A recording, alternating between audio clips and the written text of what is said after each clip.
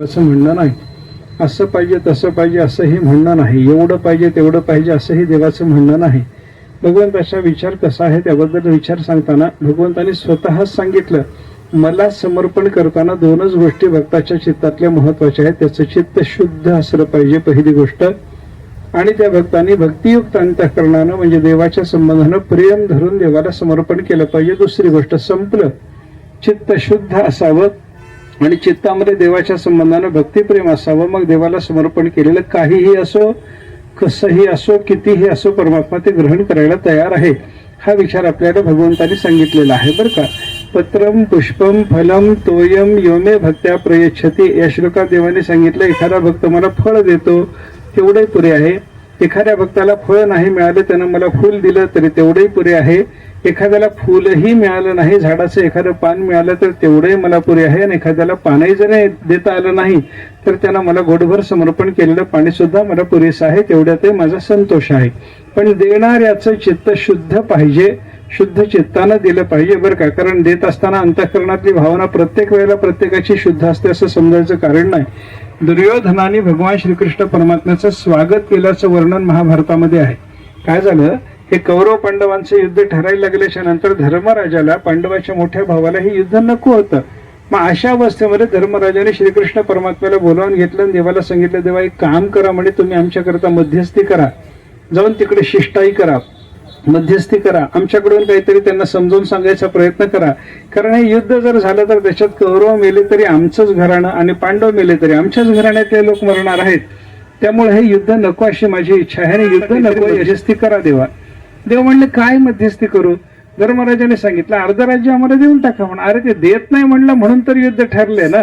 दुर्योधन अर्ध राज्य द्यायला तयार नाही म्हणून तर युद्ध ठरलं. मग धर्मराजाने सांगितलं, देवा तुम्ही बोलून बघा, अर्ध राज्य दे म्हणा, आणि अर्ध राज्य देत नसला तर मग त्याच्या पुढची मागणी करताना देवाला धर्मराजाने सांगितलं काय करायचं. म्हणले अर्ध राज्य घेऊन आम्हाला, आम्ही 5 जण भाऊ आहोत, 5 जणांना भावाला राहायला एक एक गाव दे म्हणावं त्याला, एवढं तरी मागून या.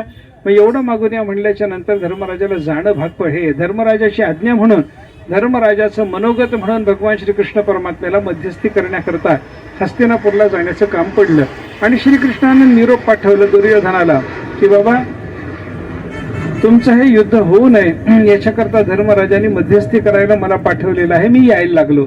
आता श्रीकृष्णाचा निरोप आल्याच्या नंतर दुर्योधन, धृतराष्ट्र हे का सगळेजण एका ठिकाणी बसले आणि त्याने विचार केला की म्हणे आता काय करावं. म्हणे हा तर यायला लागला, श्रीकृष्ण परमात्मा तर यायला लागला, पांडवाच्या कडून यायला लागला, त्यांची मध्यस्थी त्यांच्याकडून मध्यस्थी करण्याकरता यायला लागला, आता त्याला आपलासा करून घेण्याकरता काय करावं याचा विचार जेव्हा सुरू झाला तेव्हा धृतराष्ट्र फार धूर्त होता. धृतराष्ट्राने दुर्योधनाला समजावून सांगितलं, दुर्योधना तो यायला लागलाय ना, भगवान श्रीकृष्ण परमात्मा यायला लागलेत ना, मग आता ते इथं आल्याच्या नंतर पांडवाचे न राहता आपले होऊन जातील असं त्यांचं उत्तम स्वागत करा म्हणे. उत्तम स्वागत करा, देव येत असताना स्वागत उत्तम करा, देवाला श्रीकृष्णाला राहण्याकरता म्हणून निवासाची व्यवस्था उत्तम करा. दुर्योधनाला सांगितलं धृतराष्ट्रानं, सगळे आपल्या राज्यामध्ये तुझा महाल चांगला आहे म्हणे, तो सुरिकामा कर, तू 4 दिवस दुसरीकडे राहायला जा, पण श्रीकृष्ण परमात्मा आल्याच्या नंतर तुझ्या महालामध्ये त्यांना उतरू दे. जिथं जिथं जे जे चांगलं असेल, जिथं फुलं चांगली तिथून फुलं आणा देवाच्या स्वागताला, ज्या गावची फळं चांगली असतील त्या गावातून फळं घेऊन या, असं सांगून सगळ्या राज्यातून हस्तिनापुराच्या जिथं जिथं जे जे चांगलं आहे ते श्रीकृष्ण परमात्म्याच्या स्वागताकरता मागवलं, श्रीकृष्णाचं स्वागत केलं. उत्तम स्वागत झालं.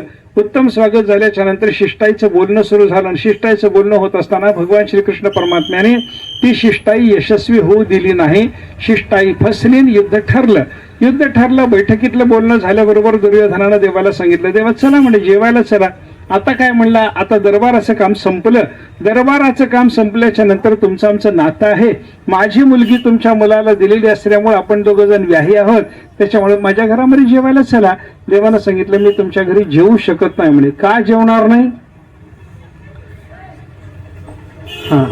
मी तुमच्या घरी जेवत नाही असं देवाने सांगितलं. का जेवणार नाही म्हणल्यावर दुर्योधनाला त्याने सांगितलं की तुम्ही मला निमंत्रण दिलं नाही, मी इथं येणार आहे, शिष्टायला येणार आहे, माझ्याकडून तुम्हाला निरोप होता, तर तुम्ही माझं स्वागत करू शकता, माझ्याकरता म्हणून सगळे व्यवस्था करू शकता, मला राहायला महाल मोकळा करून देता, पण मला जेवायला निमंत्रण पाठवता आलं नाही तुम्हाला. तुम्ही निमंत्रण पाठवलं नाही आणि निमंत्रण नसताना जेवायला मी काही भिकारी नाही म्हणले, मी काही तुमच्या घरी जेवणार नाही असं देवाने सांगितल्याबरोबर दुर्योधनाचा नाईलाज झाला. दुर्योधन म्हणला देवा कुठं जाणार आहात सांगा, कारण हस्तिनापुरात आलात म्हणजे इथं कुठेतरी जेवावं लागेल ना तुम्हाला आज, आता कुठं जाणार आहात सांगा. देवाने सांगितलं माझ्या हक्काचं एक घर आहे त्या ठिकाणी जाऊन जेवणार. तिथलं निमंत्रण आहे का, तिथल्या निमंत्रणाची गरज नाही, ते हक्काचं घर आहे. कोणाच्या घरी जाता, विदुर काकाच्या घरी जातो असं देवाने सांगितल्याबरोबर दुर्योधन म्हणला त्याच्या झोपडीमध्ये त्याला खायची पंचायत आहे आणि तुम्ही त्याच्या झोपडीत जाऊन काय खाणार आहात. भगवान म्हणले त्याच्या घरात जे मिळेल ते खाणार आहे. त्यानं कण्या दिल्या तर कण्यासही, त्यानं फळ दिलं एखादं तर फळसही, नाहीतर झाडाचा पाला काढून उकडून खाऊ घातला त्याच्यात माझा संतोष आहे असं भगवान बोलले. दुर्योधनाच्या घरून भगवान त्या विदुराच्या घरी जाऊन त्यांनी कण्या सेवन केल्याचं चरित्र आपल्याला ऐकायला मिळतं. मला सांगायचं काय आहे, भगवान दुर्योधनाच्या घरी उत्तम पाहुणचार त्यानं केलेला असताना, त्यांनी देवाच्या करता उत्तम स्वयंपाक केलेला असताना देव त्याच्याकडे जेवायला तयार नाहीत आणि तेच भगवान श्रीकृष्ण परमात्मा विदुराच्या घरी जाऊन मात्र जेवायला तयार आहे. त्याचं कारण काय सांगा मला. एकच कारण, दुर्योधन सगळी उत्तम सोय करीत जरी असला अंतःकरणातली भावना शुद्ध नाही आणि विदुर काकाकडे काहीही सोय जरी नसली तरी अंतःकरणातली भावना शुद्ध आहे. देवाला शुद्ध भावना पाहिजे आणि भक्तियुक्त अंतःकरण पाहिजे. मग भक्तियुक्त अंतःकरणाने आणि शुद्ध भावनेने भगवंताला जे दिलं असलं तरी चालतं. सुदाम देवानी भगवंताला समर्पण केलेले पोहे किती होते हो, एक मुठभर पोहे होते, काही किलोभर नव्हते. देवाला देण्याकरता त्याने एवढा मोठा चिवडा करून नेलेला नव्हता, कोरडे पोहे होते. त्या पोह्याला तेल तिखट मीठ सुद्धा लावलेलं नव्हतं. मसाला तर बाजूला राहू द्या, त्याच्यात खोबरं घालणं तर बाजूला राहू द्या, साधं तेल तिखट मीठ नव्हतं. पोहे सुदाम देवाचे फक्के मारी कोरडेचे असं तुकाराम महाराजांनी वर्णन त्या संदर्भात केलंय बरं का. मला काय सांगायचंय, सुदाम याचे कोरडे पोहे ते मुठभर पोहे, शबरीनं दिलेली बोरं ती सुद्धा उष्टी बोरं. देवाने हे उष्ट म्हणलं नाही, हे थोडे आहेत म्हणलं नाही, हे कोरडे आहेत म्हणलं नाही, फक्त त्याने दिलं ते शुद्ध चित्तानं भक्तियुक्त अंतःकरणानं दिलंय. याचा विचार करून परमात्म्याने ते सगळं ग्रहण केलं. अशी सगळी उदाहरणं आणि भगवान श्रीकृष्ण परमात्म्याचं पत्रम पुष्पम फलम तोयम हे वचन, याच्यावरून विचार एवढाच निश्चित लक्षात घ्यायचा आहे. शुद्ध चित्तानं आणि भक्तियुक्त अंतःकरणानं परमात्म्याला आपण जे समर्पण करू ते परमात्मा ग्रहण करायला तयार आहे. म्हणून देवाला देताना वस्तूच्या पेक्षा अंतःकरणातली भावना शुद्ध ठेवणं, भक्तियुक्त अंतःकरणानं देवाला समर्पण करणं याचंच महत्व आहे. सध्या पवित्र असा पुरुषोत्तम मासाचा काळ आहे. अधिक महिना अत्यंत महत्वाचा मानला जातो. तसं पाहायला गेलं तर मराठी भाषेमध्ये म्हण आहे पहा, दुष्काळात 13वा महिना म्हणतात. तसं हा दुष्काळ 13वा महिना जरी येत असला तरी परंतु या पुरुषोत्तम महिन्याला भगवंताने स्वतःचं अधिष्ठान दिलेलं आहे. हा महिना माझा महिना आहे असं देवाने स्वतः सांगितल्यामुळे या महिन्याला पुरुषोत्तम मास असं नाव प्राप्त झालेलं आहे बरं का. आणि या महिन्याच्या बद्दल देवाने वरदान असं देऊन ठेवलेलं आहे की या महिन्यामध्ये केलेलं कोणतंही पुण्यकर्म 1000 पटीनं फळ देतं. म्हणजे आपण एखाद्या वेळेला एखादं समजा दान करायचं झालं, मला समजा दान करायची इच्छा झाली, मी 1 आंब्याचं दान केलं, 1 आंबा दिला. एरवीला मी 1 आंबा दान दिला तर एरवीला मला 1 आंब्याच्या दान, पण अधिक महिन्यामध्ये 1 आंबा दिला की 1000 आंबे दान दिल्याचं पुण्य प्राप्त होतं. म्हणून एकच द्यायचं असं करू नका बरं का. 1000 आंब्याचं फळ मिळतं तर एकच द्यावं असं करायचं नाही. म्हणून मी सुरुवातीला सांगितलं शुद्ध चित्तानं द्यायचं बरं का. त्याच्यामध्ये डावपेच करायचा नाही. काय 1000 आंब्याचं फळ मिळतं 1 आंब्यामध्ये म्हणून एक द्यायचा असा डावपेच चालत नाही बरं का. एक डावपेचा करता सांगतो. अधिक महिन्यामध्ये पंढरपूरला मी एकदा असं आमच्या बैठकीत बसलो होतो. 2-4 बायका दर्शनाला आल्या. एका बाईनं सांगितलं, म्हणले महाराज अधिक महिन्यामध्ये 1 जावई जीव घातला तर 12 ब्राह्मणाला जीव घातल्याचं पुण्य मिळतं. म्हणलं असेल बाई, मला काही माहिती नाही. तुला माहिती असलं तर चांगली गोष्ट आहे, मला माहिती नाही काय करू त्याला. त्याने सांगितलं खरंच महाराज 12 ब्राह्मणाला जीव घातल्याचं पुण्य मिळतं. कोणाला जीव घातल्याने? एका जावयाला जीव घालायचं त्याच्याने 12 ब्राह्मणाचं पुण्य. तिच्या बाजूला दुसरी बाई होती, ती तिच्यापेक्षा हुशार निघाली. माझ्याजवळ आले म्हणले महाराज हे फार चांगलं कळालं म्हणले मला. म्हणलं काय झालं बाई? चांगलं कळालं म्हणजे काय झालं?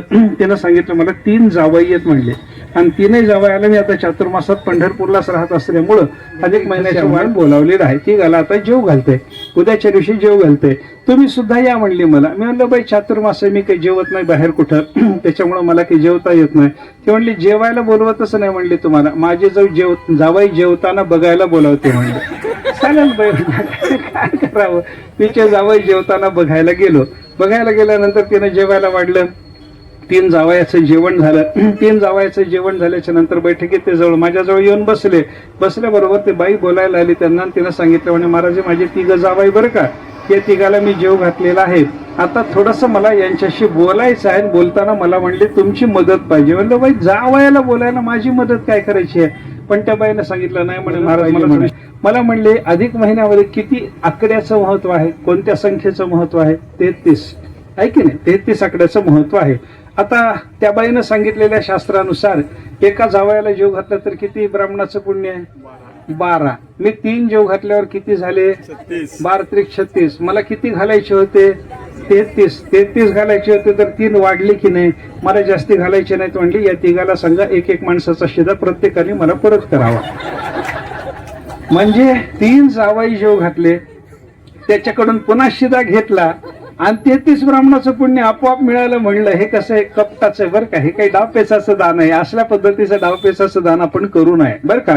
शुद्ध चित्तानं दान करा, शुद्ध चित्तानं नामस्मरण करा, शुद्ध चित्तानं देवाचं दर्शन घ्यायला जा, शुद्ध चित्तानं एखाद्या तीर्थक्षेत्रात गेल्याच्या नंतर तिथल्या पवित्र तीर्थामध्ये गंगा गोदावरी सारख्या चंद्रभागेसारख्या पवित्र तीर्थामध्ये स्नान करा, देवाचं दर्शन घ्या. याच्याने नेहमीपेक्षा अधिक महिन्यामध्ये 1000 पटीनं वाढून फळ प्राप्त होतं असं शास्त्राचं चिंतन आहे. 1000 पटीनं प्राप्त होवं न होवं पवित्र काळ असल्यामुळे या काळाचा महिमा विशेष असतो हे आपल्याला लक्षात घेतलं पाहिजे. एरवीला पांडुरंगाचं दर्शन घेणं आणि आषाढी एकादशीला पांडुरंगाचं दर्शन घेणं महत्व आहे की नाही हो. एरवीला काहीतरी आपल्या जमिनीमध्ये पाणी देऊन आपण पेरणं आणि आता मृग नक्षत्राचा पाऊस पडल्याच्या नंतर पेरणं याच्यामध्ये काही अंतर आहे की नाही. व्यवहाराच्या दृष्टीनं याच्यात जसं अंतर आहे तसं धर्मशास्त्राच्या दृष्टीने विशिष्ट काळाचं सुद्धा काही ना काहीतरी वेगळं महत्व आपल्याला पाहायला सापडतं. एरवीलाही दानाचं महत्व आहे पण अधिक महिन्यामध्ये विशेष महत्व आहे. विशेष पर्व काळाच्या निमित्तानं विशेष महत्व असतं. एरवीला आपण तीळ दान दिले तर पुण्य लागत नाही काय, लागतं ना. पण मकर संक्रांतीच्या दिवशी तीळ जर दान दिले तर विशेष पुण्य लागतं ना. हा प्रकार आहे बरं का. म्हणजे त्या काळाचा महिमा असतो. तसा अधिक महिन्याचा काळ जो आहे हा अत्यंत महत्वाचा असल्यामुळं याही काळामध्ये दान करणं, नामस्मरण करणं, भगवंताच्या चरित्राचं पठन करणं, संत वाङ्मयाचं पठन करणं या सगळ्याच्या सगळ्या सेवा आपल्याला अनेक पटीनं वाढून फळं देणाऱ्या ठरतात. म्हणून त्या केल्या पाहिजे. देवाला समर्पण करत असताना जसं आपल्याला शुद्ध चित्त ठेवायचं आहे, देवाला समर्पण करत असताना जशी आपल्या अंतःकरणामध्ये भक्ती पाहिजे, तसं अधिक मासातलं कोणतंही पुण्यकर्म करताना शुद्ध चित्तानं आणि भक्तियुक्त अंतःकरणानं करा. देवाची कृपा झाली.